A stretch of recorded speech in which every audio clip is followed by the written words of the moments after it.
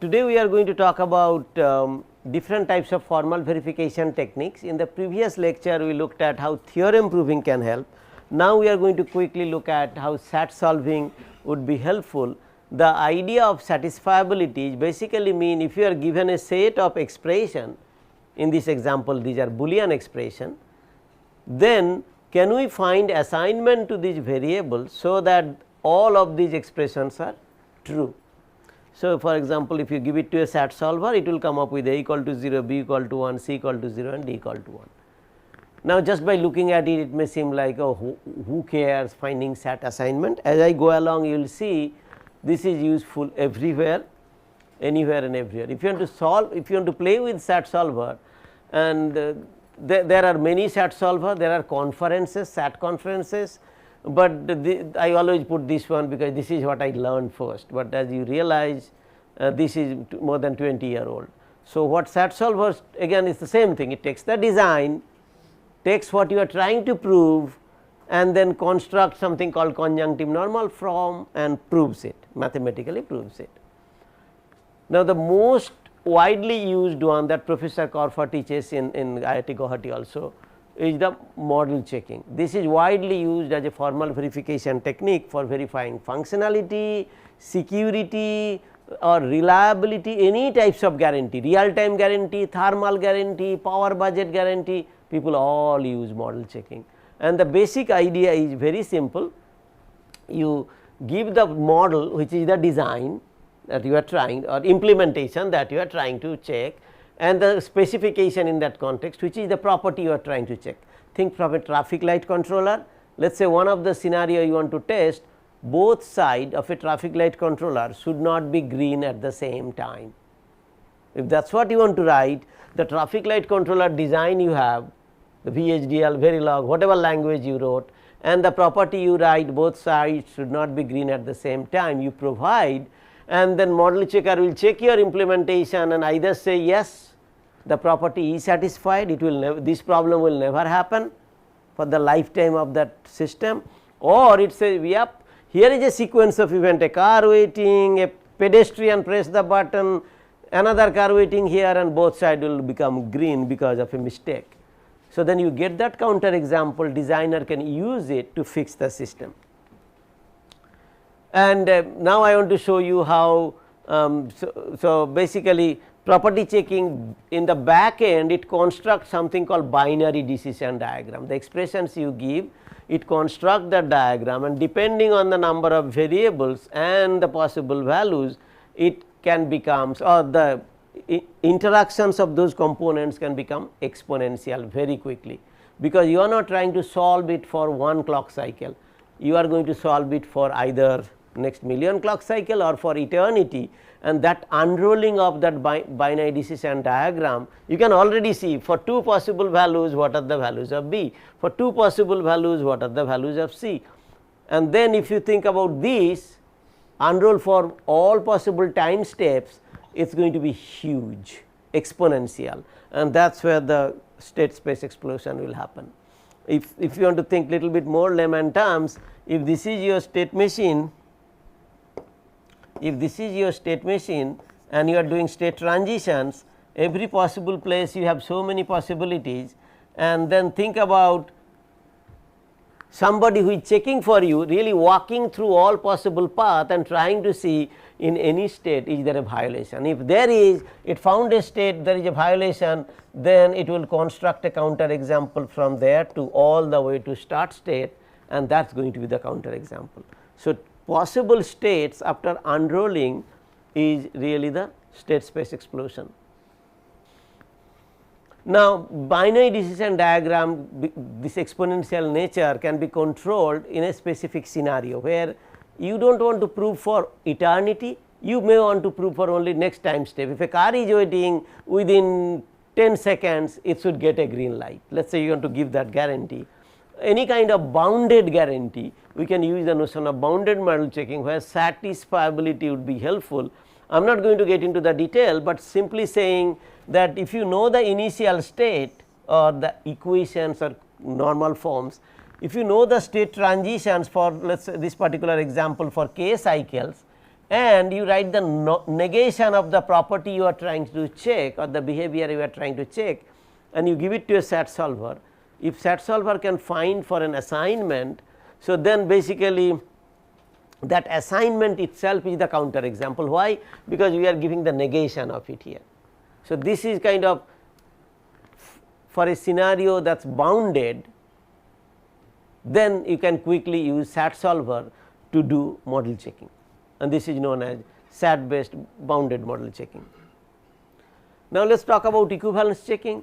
So, equivalence checking is actually in security case, it is actually very important, because what you want to do is that you want to prove that your implementation and specifications are equivalent, and there is nothing more, nothing less. So, that no malicious implant got in. Think of a diff operation in a Linux environment or Windows, you are doing a diff and there is nothing extra compared to that, but as you realize there would be extra. Even if your specification and you did a synthesis, if you did a synthesis, it is going to look different and there would be different stuff, and that is going to be a problem. And in fact, equivalence checking can also be done using satisfiability solver. You take the specification, take the implementation, put an XOR gate at the output, give all of it to the SAT solver. If the output is 1, can anybody, let me ask, if output of this 1 given to a SAT solver, what does it mean? How many of you think that means the designs are equivalent? How many of you think designs are not equivalent? Why do you think designs are not equivalent?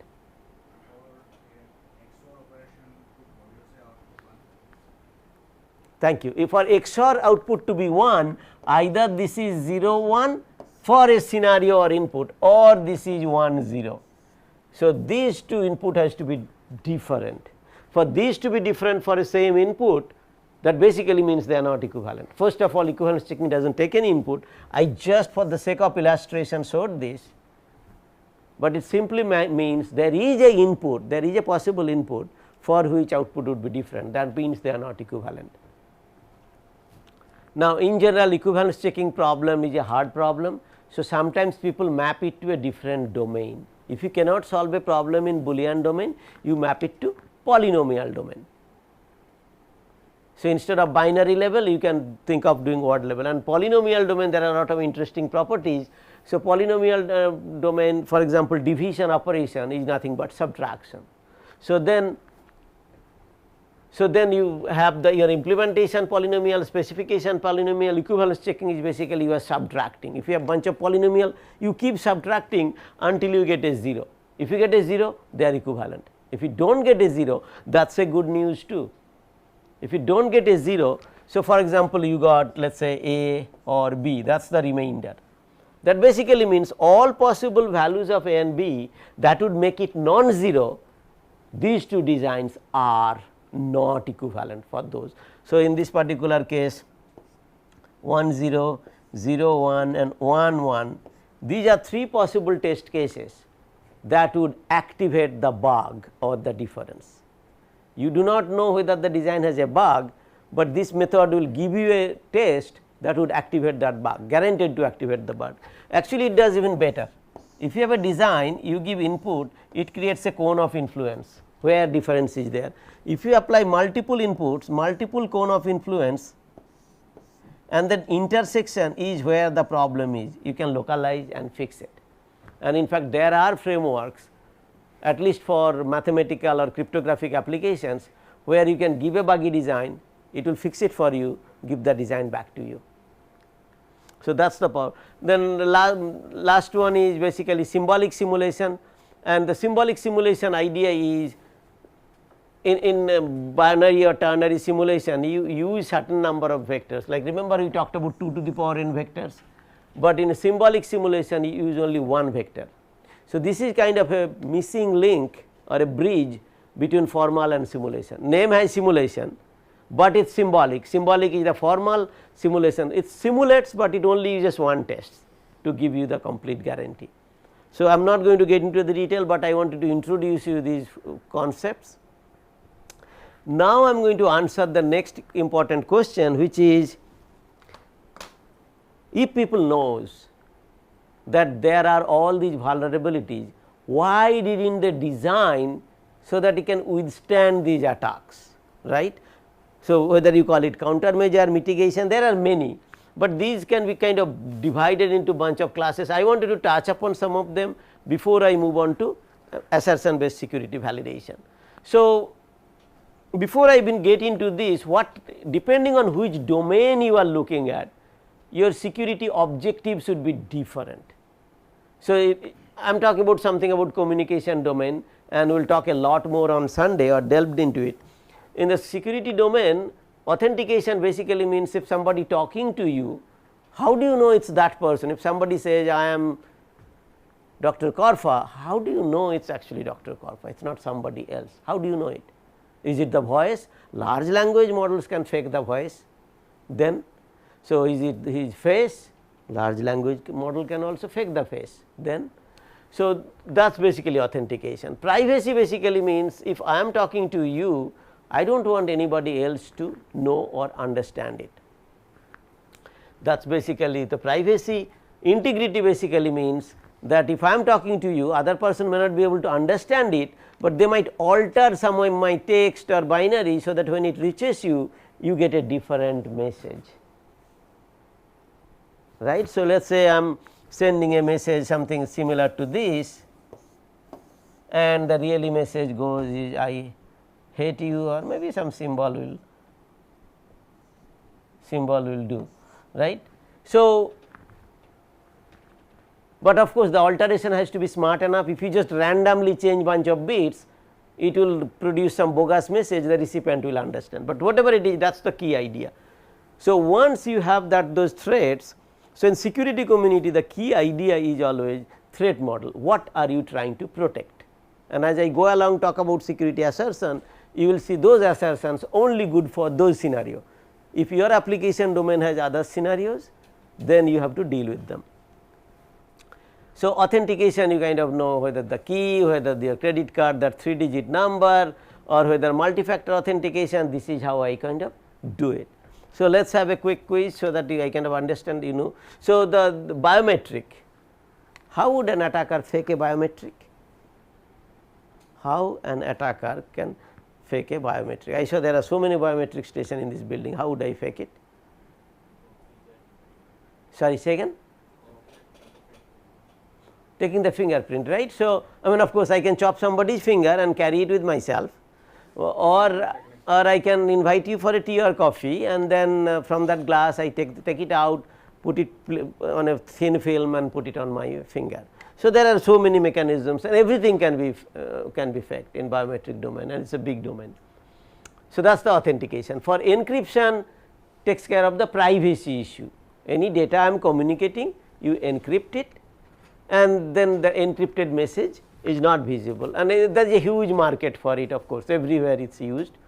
And the key idea is, assumption is this is secure or trustworthy, the sender area of the sender's computer, this is trustworthy or secure. Only thing is potentially unsecure is something may happen, that is while in communication, that is the assumption. Eventually, as we go along through these 2 weeks, you will see we will break all these, we will assume this is also not trustworthy, on Sunday we will break that also, or this is also not trustworthy, or the communication inside this also not trustworthy, then what, right. So, basically you encrypt any message, this is known as plain text, any plain text, let us say you are sending an email, that your computer will encrypt it, then send it out, encrypted message, and the recipient's computer will decrypt it, then you can again get the plain text. This is cipher text or encrypted text, right. And the way typically it works, you apply a key, you give the plain text a specific key, and you get the cipher text, and give the cipher text and give a key, you get the plain text back. It is just the inverse function.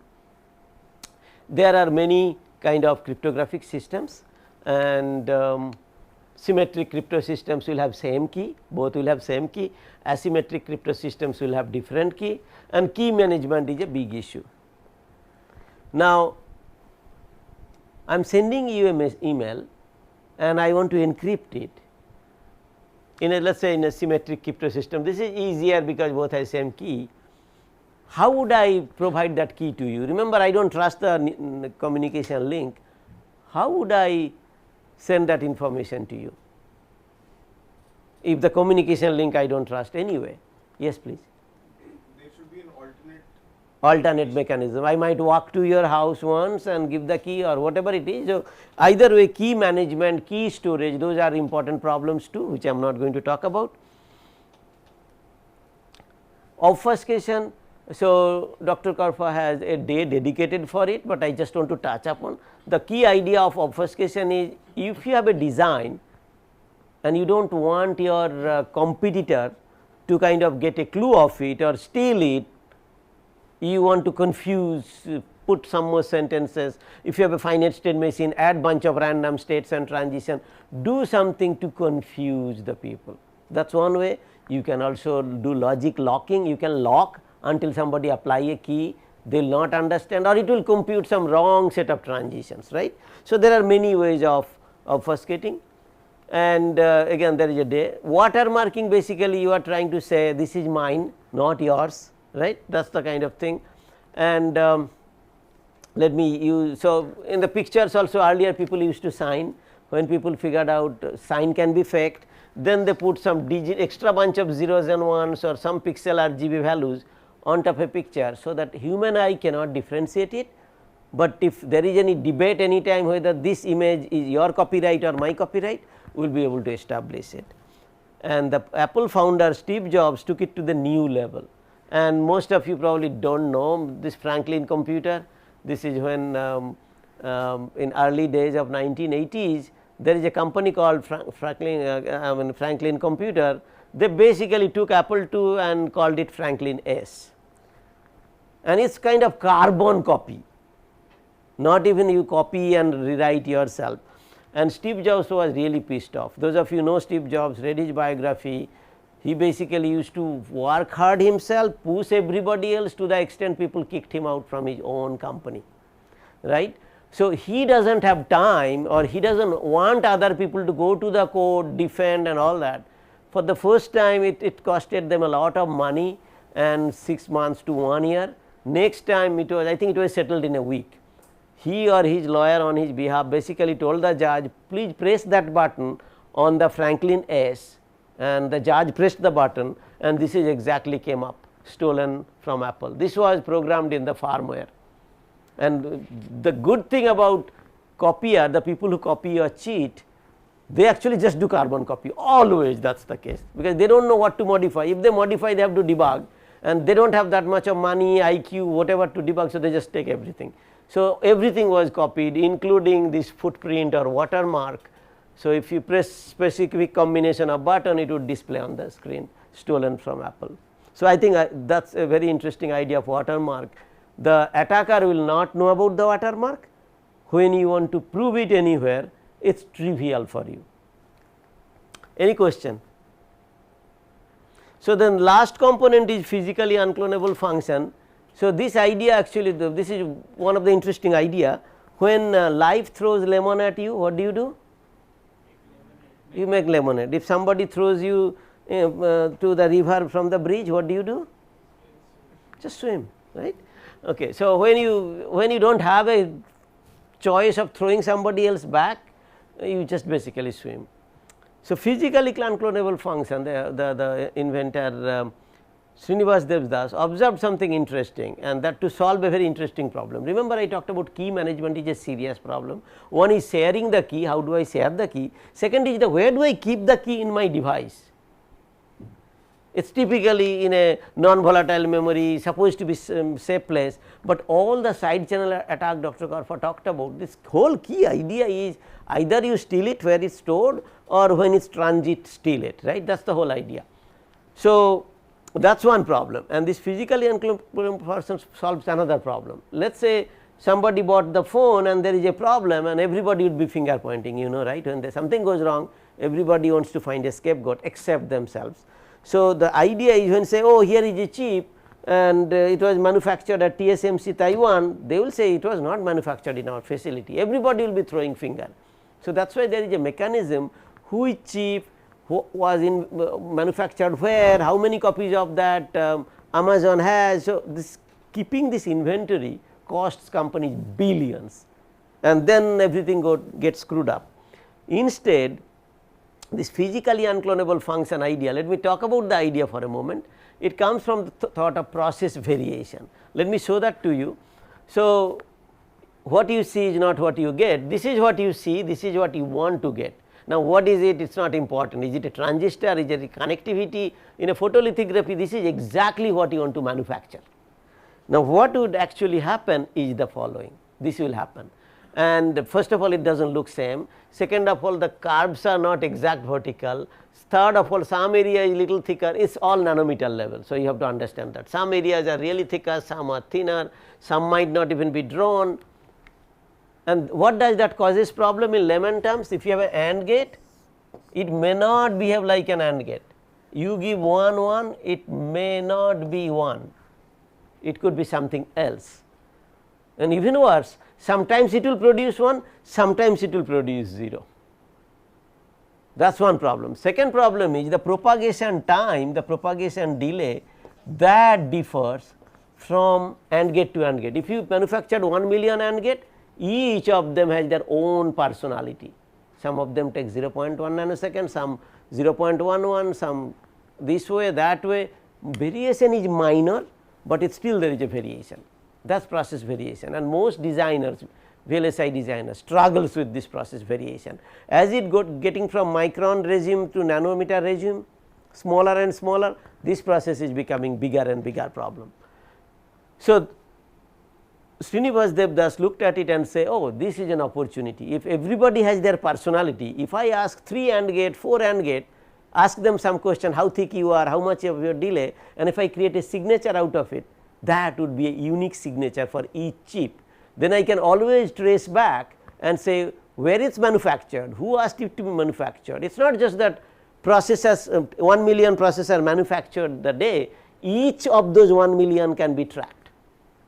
When it was manufactured, at what time, where it traveled. So, that unique signature you can create, and that unique signature also can be used as a key. So, that is basically, I am not going to get into the detail how it is actually used as a key, as a challenge response pair, but that is basically physically unclonable function. Any questions or design for security solutions?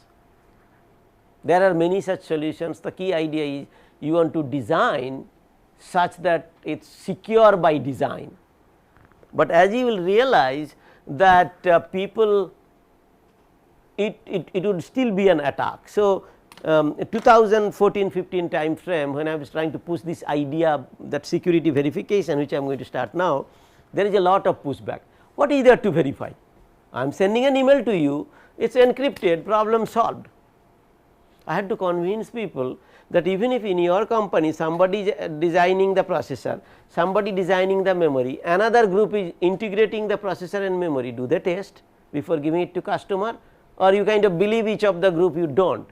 So, for functionality, if you want to verify, why do not you have to verify for the security? But now nobody asks that question anymore. People ask the question, can you do everything using large language model?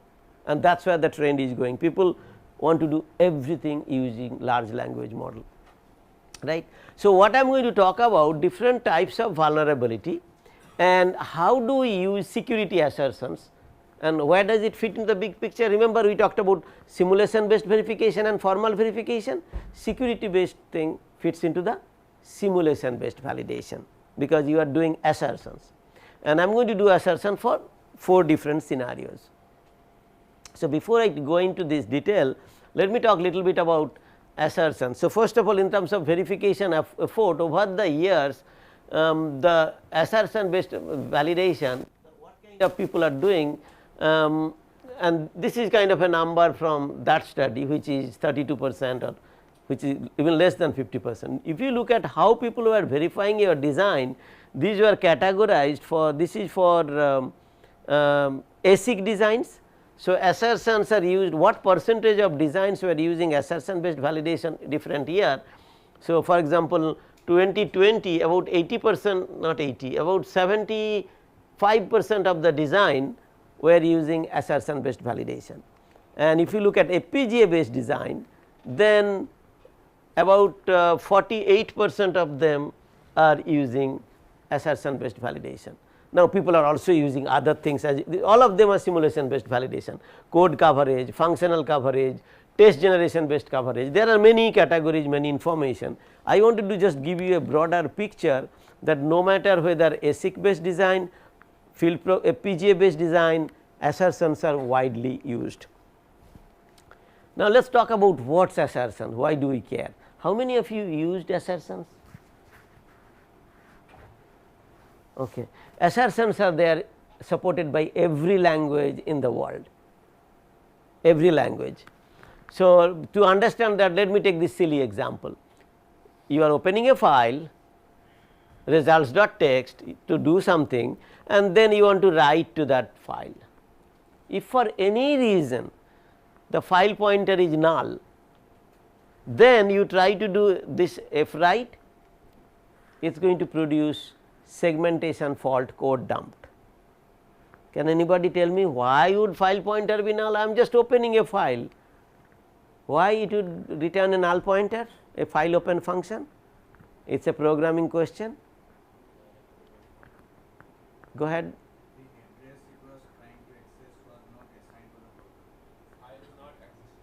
File does not exist. If file does not exist, it will create a file. That is the file open's job. In that directory, it will try to create the file if it is the first time. So, that will not be a segmentation fault. What else would be a segment? Sorry, second? Not sudo. Why do you need a sudo access? You are just running a program in user mode. I am sure you have used it hundreds of times opening a file. Memory run out, you may not have enough space, that may happen, but you did not pay attention. There is a W, I want to open in a write mode. The directory may not have write permission. So, it will not be able to open that file, it would be null, and you try to access anything from a null pointer, it is going to be a segmentation fault. So, typically a good programming practice is to anytime you open a file or do stuff like that, you check if file pointer is null, then you just print file can't open or whatever and exit 0, you just exit right there. You do not let it do segmentation fault. If segmentation fault happened, then you have to debug and all that stuff and find, waste time. That is exactly what assertion do. You assert file pointer.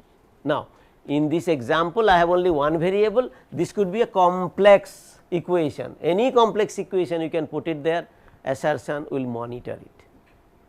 And from now on, whatever security vulnerability I am going to talk about, once we understand the vulnerability, if I can express it as a equation, I just put it there. Of course, we still have to figure out where do I put it. Do I put it here, here, there?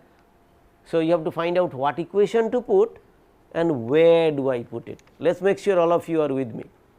So, rest of the discussion today is all going to be about, I talk about a vulnerability and you tell me the equation, and then you tell me where do I put it in the design. Any questions? Right. So, we talked about in a software program and the assert, and again it is going to be assertion failure, and even in hardware program thing, same thing, it is a Verilog code. You can have assert property. Hardware has two types of assertion, immediate and concurrent. So, this is a concurrent assertion that is going to run in parallel. Immediate is inside the if statement, if you put it, wherever you put it, that is where you activate. In case of software, it is always immediate, wherever you put it in a sequential execution, that is where it will run.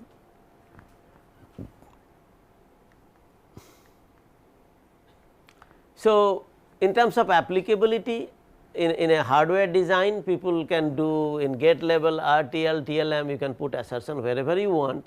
Even in fact, assertion I am going to talk about simulation, but even formal techniques also use assertions, security assertions, and I will show those two. And then you can use for pre-silicon, post-silicon, after deployment, you can apply anywhere, and I will talk about those scenarios. Now, I am going to ask you a question. We talked about test, we talked about property, we talked about assertion.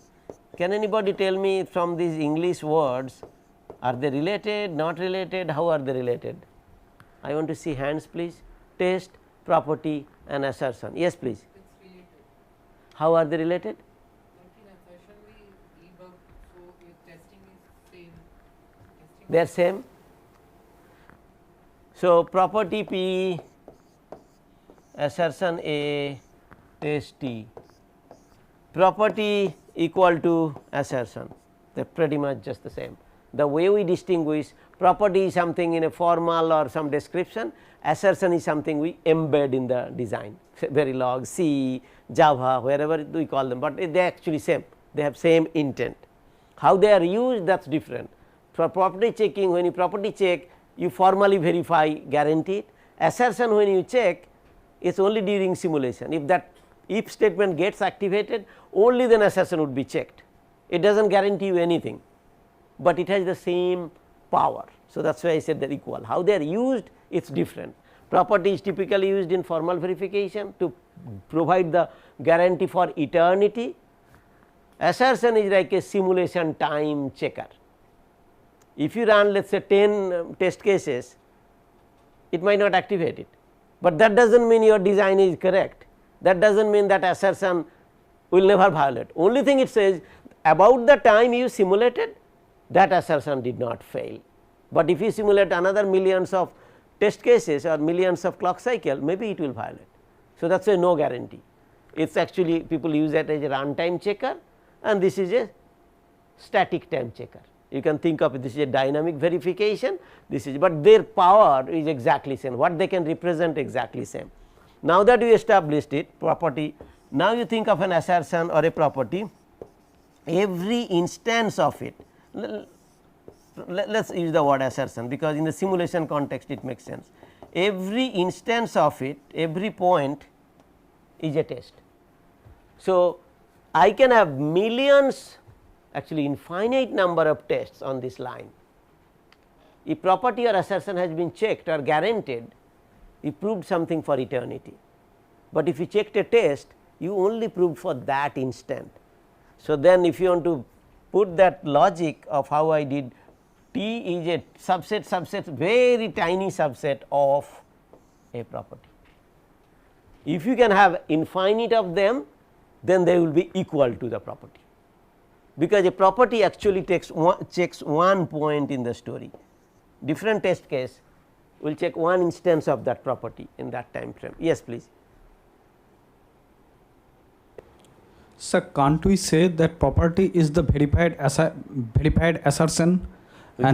We can say the opposite way also. Assertion is, so sometimes in the community people use property to mean it is a behavior. What is your expected behavior? People call it is a property. So, different use different terms, but they actually mean the same thing, right. The way people use now, property they use for verification, formal verification people use the term property, the simulation based validation people use the term assertion, but they have equal power. So, the way property or assertion and test have no equal power, test has only one instance in the time story. Yes, please. If we take a test suite that includes all the testing, then can we say test suite is equivalent to assertion? Then test is all the. Can you use the thing, please? Go ahead. Sir, when we talking about testing, we test suite includes all the tests that are possible on a system or some module. We never do that. So, the reason is it is not possible to try all possible inputs. If that was possible, then we do not need formal verification. As we showed in the add example, the number of possible inputs you have to try even for a adder, that is practically infeasible. So, now we kind of go forward. Now, let us look into the assertion based validation methodology, how is it used today for security. So, basically from whatever design is it, you do some vulnerability analysis implicitly, explicitly, automatically, manually, all of that can be discussed, but you need to know what are the vulnerabilities. For each vulnerability you have to have assertion. Again I said generation, it could be manual, automatic, we will zoom into that, and then you get those assertion. Then you put those assertions in the design, and but once you put the assertion, you also need to talk about how do we activate those assertions, right. That we will talk about. Then you need to generate test and activate those assertions to kind of check they actually work, right.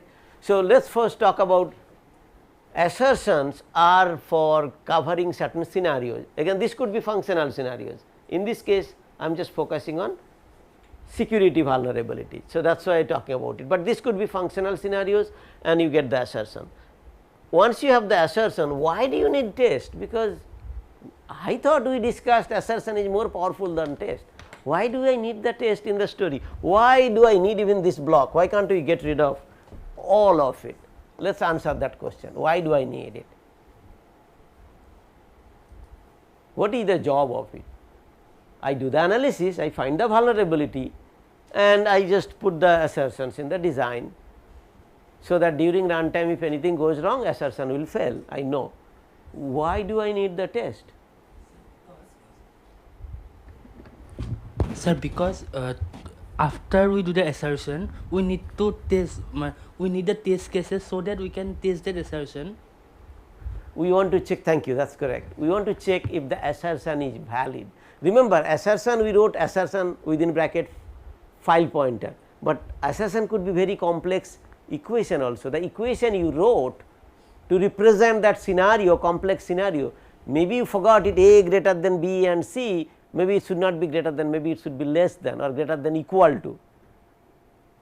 So, therefore, you need to know, because you just put something in there and you expect if there is anything wrong somebody will tell you, but you never test it. Simple analogy, let us say you hired a bodyguard, right. If you hired a bodyguard, assumption is if anybody attacks on you, bodyguard will protect you.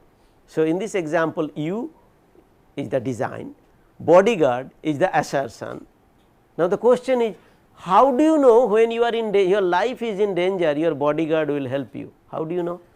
How do you test it? So, that is the idea why testing is needed. How do you test it if bodyguard will work? Simulate. Sorry, Simulate a scenario. how do I simulate a scenario? Fake intrusion can be, and we see what the body. What is the test? Tell me what is the test here, because I am trying to get to why this is needed. Test is, sir, that somebody like a thief or terrorist or somebody can try to simulate that attack on me, and we can see. So, you hire an attacker, who will attack you, but bodyguard should not know that you hired that person. Bodyguard will try to defend you, then you know how it works. So, you not only have to pay for the bodyguard, you have to pay for the attacker. If you do not do that, then you actually do not know when your life is in danger how your bodyguard will react, right. Same analogy here, you put all these assertions to check whenever vulnerability happen, it would stop and report, and you do not know that will happen unless you generate test and try to activate them or create a scenario. So, if you understood that, tell me in the file pointer example what would be the test? The file pointer example, let me try going. So, this one, this assert f, if I put an assert f, whether it should be f or it should be not f or something else, how would I test this asserts this statement? What would be the test for this scenario, for this assertion statement?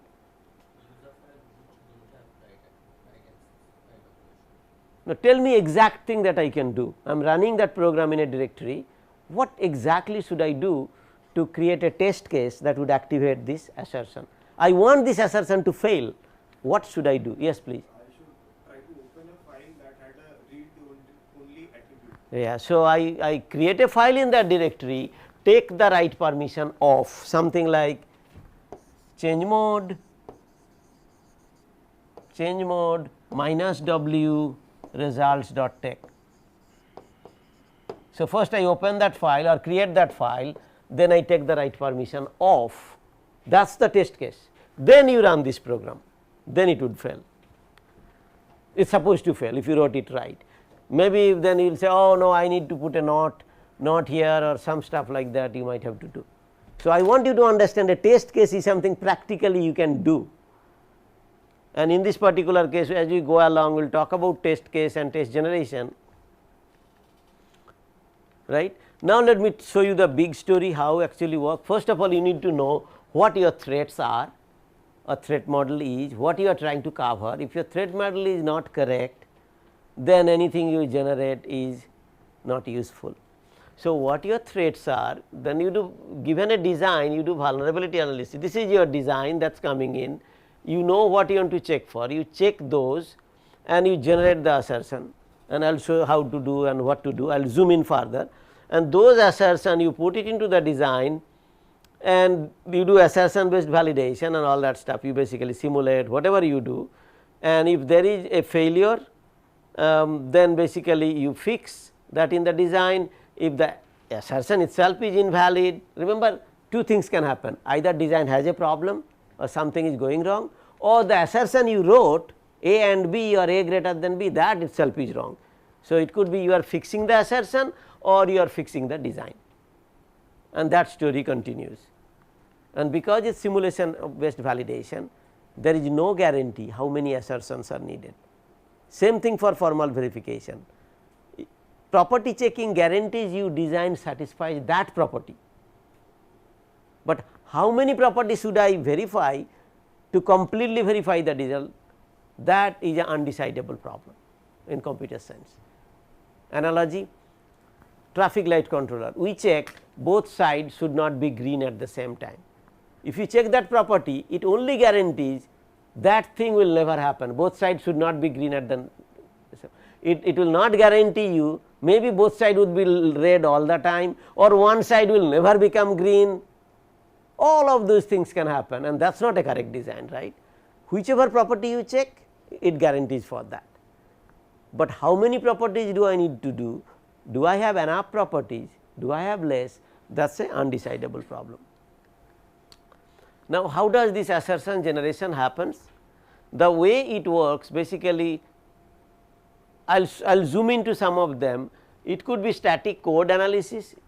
So, their software, a program will run through the code and figure out are there vulnerabilities, right.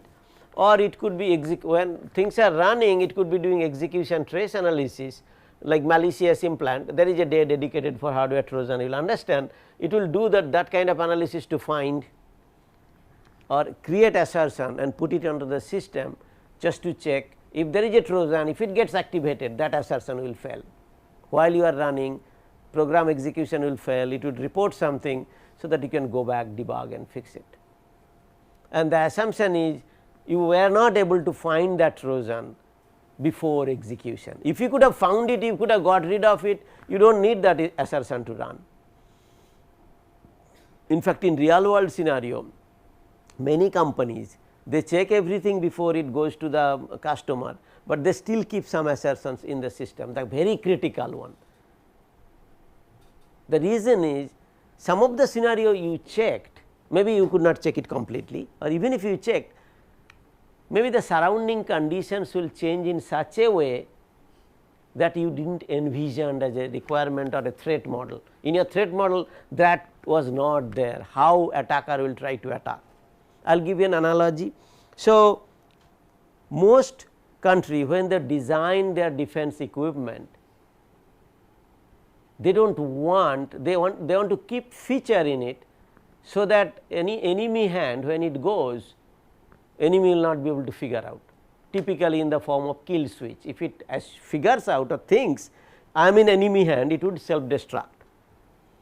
And there was a war, I do not want to take the country's name, one of the country won the war by using the kill switch on the other country, because the other country, whatever purchasing they did, they embedded kill switch that could be controlled by the other country. They all had to do just enable the kill switch. So, the system was legitimately thinking I am in enemy hand, I need to self destruct, they just self destructed themselves. War was won. That is one feature. Another way to think about it, many embedded devices, a common feature is it should be reactive. What does reactive mean? If the, remember the Mars Pathfinder, it was supposed to walk, if it falls down on the head, there has to be a mechanism so that it get up and keep moving. Most robots are designed that way. If it falls on the side, it should not be just lie there, they will try to get up, that is the reactive. If it gets into some water, it will try to react. If there is a fire happening, they will try to react certain way. To you or me it may seem like, well, that makes sense, but from a security perspective it is a bad idea. Let us go back to the defense equipment again. If the defense equipment goes to the enemy land, now enemy can open it up, but it would be a destructive behavior. If they open it up, before they figure out what is happening, they will not be able to run it and figure out most of it. Instead, they might start little fire next to it and see what the equipment does. They throw some water at it, see what the equipment does. They kick it and see what it does. You are basically reverse engineering the functionality and capability of the enemy device. So, the feature or functionality that seemed like very natural, being reactive to the environment, now I can use it against you to figure out what are your capabilities. So, the country that found the opponent country's equipment would be able to figure it out. So, no matter how you go, you self destruct, that is also a problem. You have reactive capability, because if equipment lands in a place there is a lot of sand, or you thought there is a sand, but it turned out to be some gooey surface, how would it react? So, that can be hacked. So, similar, that is why the analysis and correct model, threat model is important. As I said, in software there is only immediate assertion. Wherever you believe problem will happen, you insert an assertion like file pointer null. In fact, those of you worked or plan to work any ACI level software engineering institutes 4 or 5 level company, the companies that produce reliable software for safety critical system, writing assertions is a requirement. For every line of code you write, you have to write 5 lines of comment and 1 assertion, you have to write. Of course, there are more requirements, the variable naming convention, then you have to do code work through every week with your colleagues, and there is a lot of requirements to develop safety critical software, but assertion, writing assertion is one of the requirement. So, in a software program you write exactly when you write something, then you write the assertion. Now, even some assertion may look silly. For example, you wrote C equal to A plus B, if you are doing code walkthrough, next one would be assert C and C not equal to A plus B, something like that, very silly. Now, you might say, wait a minute, if this has to work correctly, this has to work correctly, what would go wrong between? Now, there are many reasons people do that, but you want to check the value of addition happens to be correct with that one. It may not be as silly as this, most of the time it is not this silly, but some people even write that way. You do addition, then you check is the result matches with the expected result, right. So, immediate assertion is you put exactly where you have a statement. For example, if you have a if and you are doing some computation and you need an assert right there, you put right there. This is known as immediate assertion. So, like user is admin, request to an acknowledgement. Concurrent assertion is assertion something that runs in parallel. It does not matter where you put it, you do not put inside if statement. So, in like Verilog example, always is a parallel statement. So, if you have always, you have many always blocks, this concurrent assertion will sit in parallel to those always blocks. So, always blocks are running all the time in parallel, and this, think of this also an always block, think of it. This is another always block that runs all the time in parallel. That is the idea of concurrent assertion, and I will show many examples of concurrent assertion. Any of you have any confusion of immediate and concurrent? If it seems like they seem same to you, then I can draw another picture. Any question?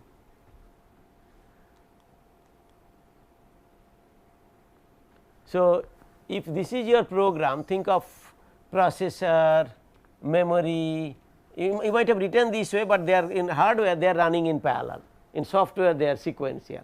So, if they are running in parallel, if you put something inside, that is an immediate assertion wherever you write it. But if you want to write a concurrent assertion, you have to write it here. This is a concurrent assertion in your program. So, this is an always block, this is running in parallel, this is also running in parallel, and you can put as many concurrent assertion as you want. That would constantly monitor anything goes on here, here, they are all running in parallel, all the components. So, here is a example of a mutual exclusion story. Think of a traffic light controller, both sides should not be green. Think of this request, one car is waiting is one of the street, this is a second request, another car is waiting, and think of this grant or acknowledgement is this side green and this could be this side green, but we know that should not happen. This analogy can apply to anywhere else. Let us say there is one book in the library, multiple people requesting, but only one of them would be true, or there is a one printer, multiple people trying to print at the same time, only one would print. So, anytime there is a resource constraint, you have this notion of request and acknowledgement, right. In this particular scenario, let us say I said both should not be true at the same time, both of these grant 1 or grant 2, the way you write that assertion, you basically say grant 1 and grant 2 should not be true at the same time, that is your assertion. And I keep talking about the complex expression, that is your complex expression. Any vulnerability you want to model, you find what that like a equation, put it inside the assert statement. This will guarantee you, because remember this one is easy to view and analyze, this could be a really million line code, and this request come at the beginning of million lines of code, this comes at the end, you just put that in, anytime it violates, program will stop right there, and you know it will tell you which line it failed, which program, your debugging time got saved there. Same thing analogy can happen for fault injection attack. How many of you know what is fault injection attack? So, this is a doorknob, remember I told you I can hack anything with the right equipment. Fault injection attack, anybody's door, most US doors are smart door. So, where you punch in thing, and many cars also have this punch pad. So, you punch in your code and you get in. Of course, if you can know somebody else's code, that is easier, but if you want to do fault injection attack on it, right. So, then you have to realize that the way this doorknob works is basically some form of state machine, where the device is constantly waiting for somebody to punch something, it is waiting that state, and if somebody enters a wrong key, then it comes back again, wrong password comes back again. If somebody enters a correct password, then it will allow access and open the door, right. And the numbers I am writing at the bottom of everything, this is called state encoding.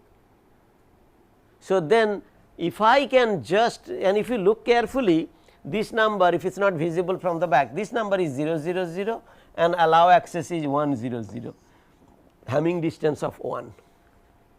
Today's laser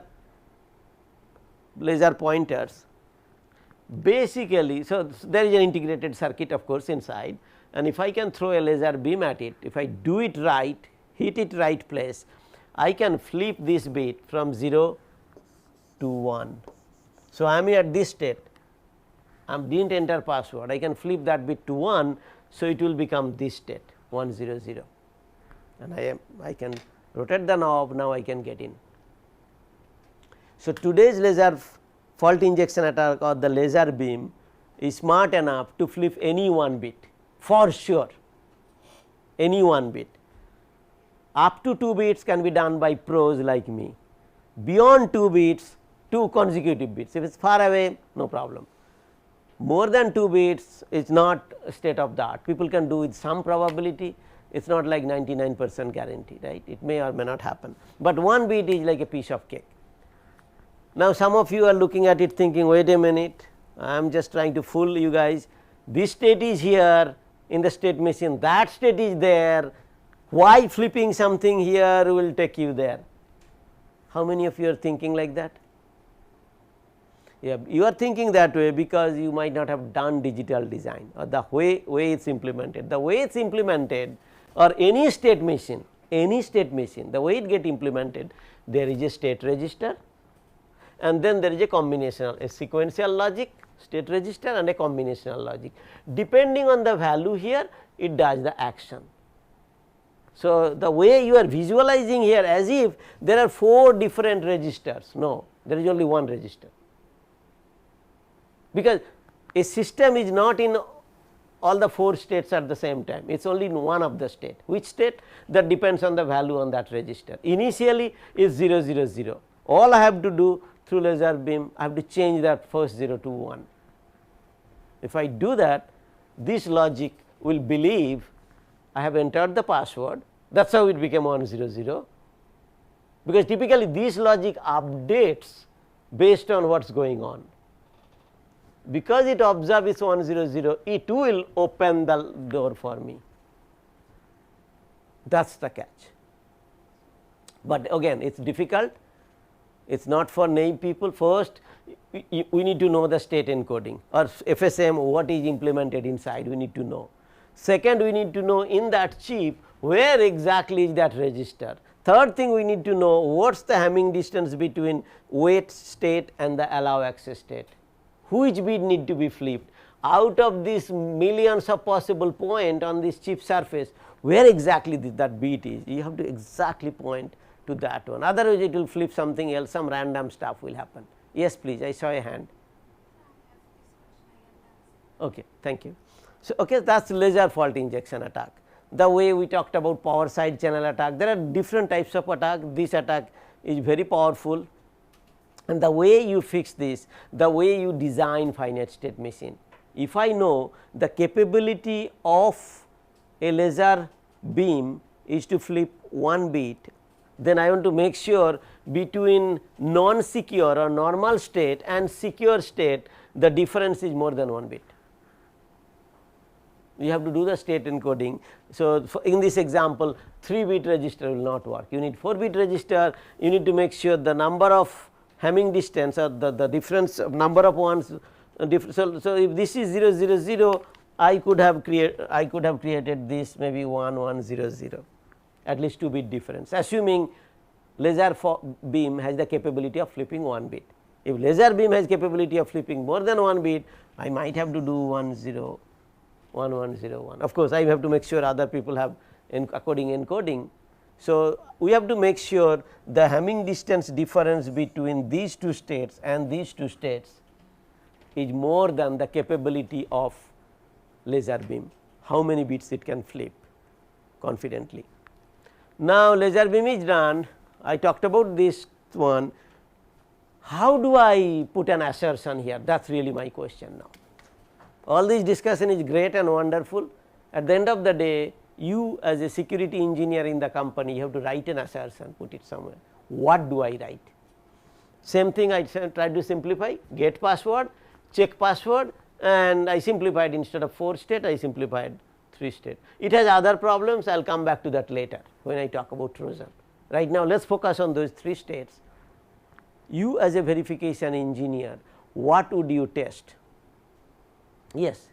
So that the sequence is there. If check password state does not occur, then the operation state should not be allowed. Right. The problem with that philosophy, that is what everybody does. You know what states are there, you know what are the valid transition, everybody checks for the valid transition. People do not check for unspecified transition, unspecified state. The problem with that, if you have n nodes in an FSM, you have order of n square transition. Let us agree with that first.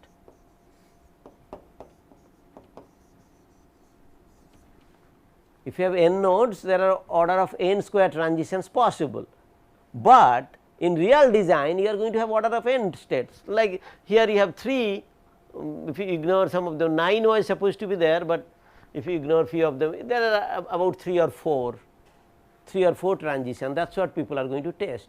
People are not going to test the other possible transitions. If through Trojan, laser fault injection, if people create other transition, nobody is testing those. So, if you want to test those, let us say you have an typical FSMs are really large, 50 to 100 nodes, 100 square, that is a lot. Testing all of that is going to be eventually impossible. But I will show you a simple assertion, you will feel like, oh my god, it is so silly, how didn't I think about it. So, here is the assertion, The assertion says no matter whether it rains or shines, from G there should not be a path to O. If any time during simulation somebody is in G and happen to reach in O, how it reached I do not care, I am going to stop there. I am going to break the simulation, exit it right then and there. I will not allow that person to get to that operation and allow to get in, I will just alert, open a red signal and keep beeping, right. So, that is the basically the key idea. Any questions on this?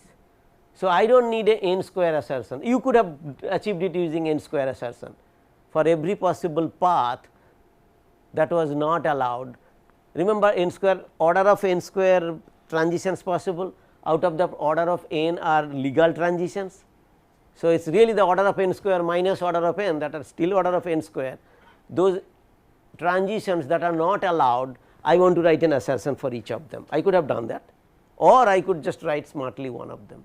If this is the only transition should not be allowed, no matter how, whether it come through this, come through that, goes through this, I do not care. If somebody is there, should not be able to reach there. You can write it many other ways. Then the last example I will take before we close for the day is, remember we talked about any design have two mode, normal execution and manufacturing testing time execution, right. In manufacturing testing time, so early days, not now, before 2000 attackers used to quickly change for normal execution mode to test mode, and they used to dump everything from the scan chain. Those are not possible. So, if you want to put an assertion, you are saying if you are in normal mode, which is not JTAG mode, JTAG is basically the port, not JTAG mode, then JTAG output should always be 0. If you are doing normal execution, you should not be able to dump anything, nobody should be dumping anything, it should be all zeros all the time. And if it's somebody is dumping, at some point that would be non-zero values, then it is going to stop and break. So, I am going to stop right here, and in the next lecture we are going to talk about different type of assertion based validation. Thank you.